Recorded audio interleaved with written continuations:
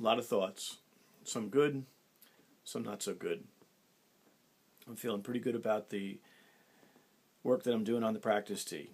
I'm feeling pretty good about chipping and putting. The not so good stuff is translating all of that work to the course. I played yesterday. I shot a 99 at Berkshire, and while I had some good shots that I was able to replicate from the practice tee, there were a whole lot of shots that were not so good. And that's the bad thoughts, that's the frustration, that's the lack of patience. And he keeps telling me to be patient. Well, I'm working at it.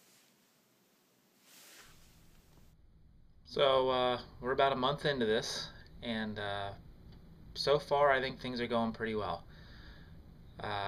Definitely he's hitting much better on the driving range, without question. Pretty big difference in the quality of the shots he's hitting on the range. Hitting it much farther. I would say consistency-wise, he's probably hitting it more solid more of the times. The disconnect between the range and the golf course is just because when we're down there, I'm there with him, and I'm telling him, do this, do this. And he talks himself through it, and he's starting to get pretty good to where he can understand if he's hitting a poor shot, what his tendencies are. It's not something completely different every time he's out there. It's the same stuff. It's just to get it down to where he feels comfortable doing it on the golf course is going to feel to him like an exaggeration, which is always the hard part when you're changing somebody's golf swing around a little bit. When you're on the range, it's a little bit more comfortable because you're looking at a pretty wide range, and there's no real consequence to hitting a bad shot. When you're out there playing, you got to hit quality golf shots if you want to shoot decent scores. So then you sort of revert back to what feels comfortable. And Tiger Woods talked about it when he was playing a couple weeks ago. He said when he gets over the ball and he feels totally uncomfortable, he hits good shots. Which for those of you who have made changes to your golf swing, you can understand that it feels uncomfortable at first, but it's supposed to, because it's different. So if we can get him to feel a little bit more comfortable doing the things we're trying to do on the range and get him to do that on the golf course, he'll be fine. He's working really hard at it, and big difference so far in the short game, but we're going to work on translating it to the golf course, and fingers crossed, hopefully everything goes well. What are you doing though? What are you working on? What did we just talk about? Set up even distribution of weight on my feet. I take the club back. That's far enough, right? That far. Yep. I don't want to move my wrists. I want to move my forearms and come through.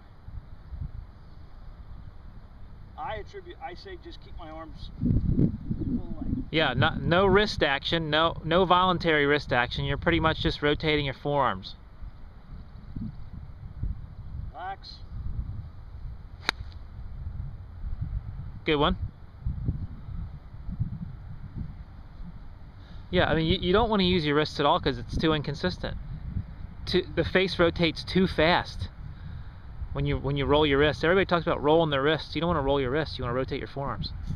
Right, and the way that I explain that the way I envision that for myself is to keep my arms straight. Yeah, that's what it feels like. But I mean, if we'd film it and I'd show you, it wouldn't look like that at all. No, I'm sure it wouldn't, but that's the way it feels. So I'm going with feel. Yep. Set up, even weight distribution. Yep, ball position's good. Always got to remember to kind of keep my head down. Not keep my head down, but not chin up. I always got to remember to do that. Club back, arms straight, rotate my wrist. Don't rotate my wrist, rotate my forearms.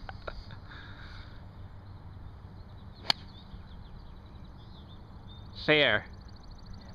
Yeah. It's fair though. What we're trying to do is eliminate the really bad shots. Right? Yes. I mean, I'm not expecting you to hit it perfect every time. It's the really bad shots you have to eliminate. Oh.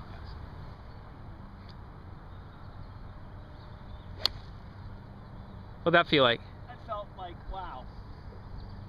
Take another practice swing. So basically, as a drill, you can feel like your upper arm's tight to your chest, and all you're doing is rotating your torso back and through. Like that. Right? You could do it as fast as you want, Right. because there's no independent hand and wrist action, so the club face is going to stay really square as long as you're gripping it right.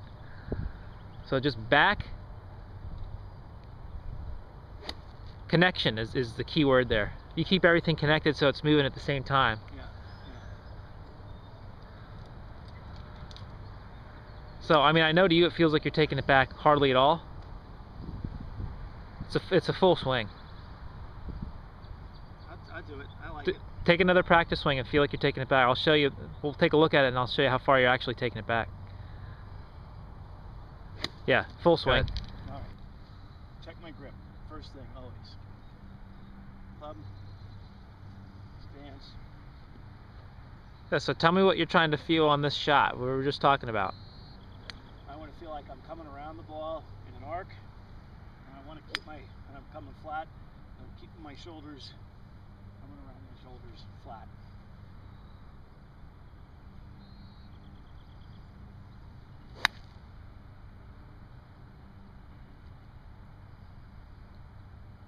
That's okay. I mean, that's where, okay. yeah, that's where, you know, if you can mishit it like that, and it's still on line and you lose, you know, maybe 10 yards, it's fine. Yep, that's right. I'm filming.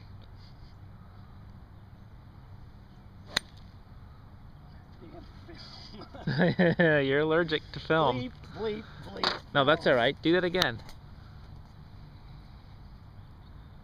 But tell me what you're trying to do.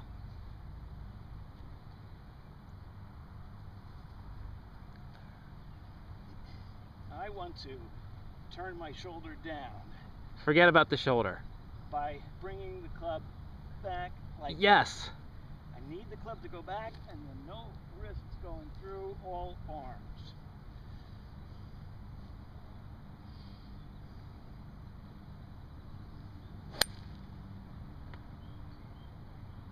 Okay. Was that good? Yeah, I like that. Yeah, that was good. I like that. That's what it's got to feel. Chip it to that flag up there. All right, so what's the drill? What's the purpose of the drill? The purpose of the drill is to chip the ball as close to the hole as possible. Then? In order to do that, I've got to pick a landing spot where I think the ball is going to hit and roll out. All right. And then the swing is weight on my left foot, pick the amount of swing, and turn my body. All right, so why are you doing it with just one ball and you're not just hitting a whole bunch of chip shots in a row? Because that's what Andy told me to do. Why? Because it's better to use the ball I play with than it is to use a... Right, you want to practice what you're doing for when you actually go out and play. Most people just hit one chip after another and they don't go putt it out, and there's no consistency. It's unlike real golf. So you want to create an atmosphere like real golf, right? Practice like you play. Yeah. And play like you practice. That's right. Well said. Where'd you hear that? I heard that from somebody someplace. All right, so you got to get up and down to make your seven shots.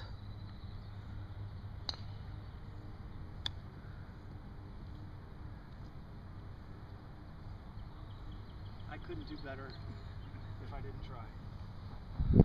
Okay, so let's go look. Now you still got to putt it out. So what we did was we played 3 holes, each one like a situation on the golf course where you got to chip it up to the hole, go up, go through your putting routine and putt it in. So you've made what? A 3 and a 2 so far, right?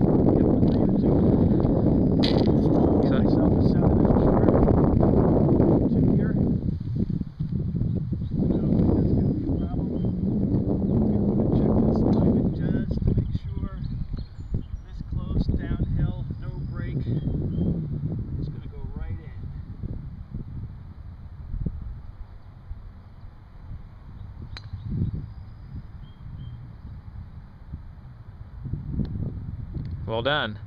So you made your par 7. I made my par. Yep. I have to Good job. explain myself? No, I'll explain the drill. So this it's purely for distance control. It's called leapfrog. So you start with 4 balls in one location and 4 balls in another location over there, and you pick 2 targets. So our two targets now, our goal distance is between this first flag on the left and the flag on the right. Correct? So you hit one putt, and you go over to the other set of balls, and you have another target distance, which is between these two flags. So you hit a putt, has to go between the two flags, and each putt in succession has to go past the first one, but still between the two flags. Be a little tricky. Remember the last time we did this, the greens weren't so fast. So the reason you go back and forth and you don't just stay at one pile of 4 is so your eyes can readjust to a new target, because when you're putting on the golf course, you're never putting the same shot twice in a row, right? This is correct. No, stop. Yeah, this could be a little tricky. Not a little, a lot. Well, remember I said when the greens get faster, it's going to be a little harder to do. It's easy when the greens are slow. So now you've got a range of about 10 feet to put 3 balls.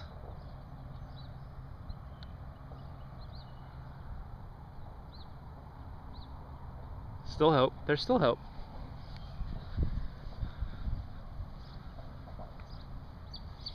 But like when you struggle with distance, this is one of the best drills you can do, because you're not worried about alignment at all. It's totally for distance control only.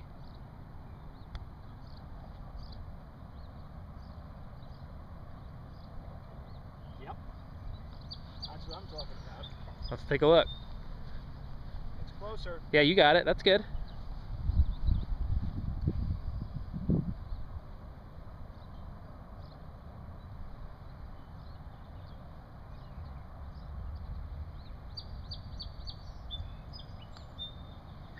No, stop. You lose, buckwheat. Yep. Too far. You can still putt this one. Let's see if you can do it on this one. So you'd start, you know, with the flags. How far apart do you think these flags are? 25 feet? Yeah. Start with them far apart, and then as you get better at the drill, you just keep moving the target closer and closer. And if you can't find 2 flags, just put some tees down.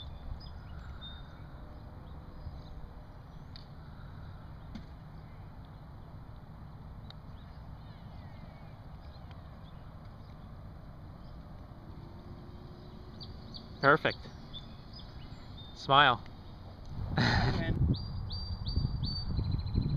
it's amazing to me how with one hand the ball goes. I hardly have to hit it at all. The whole key with this is like that's why you use that steel ball, so you can feel like you're hitting it in the center. Right? You do it one-handed. Look at this one. Ooh. So this is another really good one for distance control. You putt one-handed, you hit a couple putts right-handed, and if you do it right, you'd probably vary your target. Right? Again, so you're not hitting the same putt over and over again. Do one left-handed. You can do it. Yep, right on top like that. That's good. Solid. Right?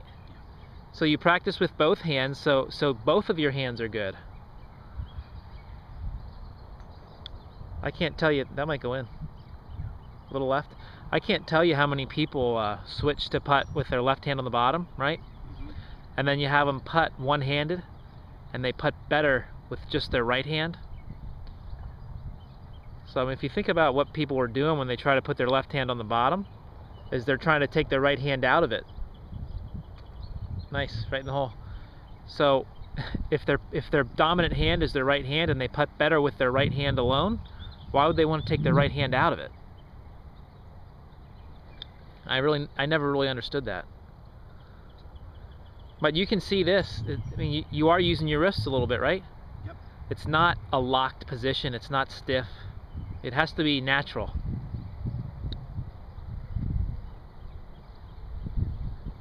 It's pretty good. I mean, I would take that from how far you are, downhill.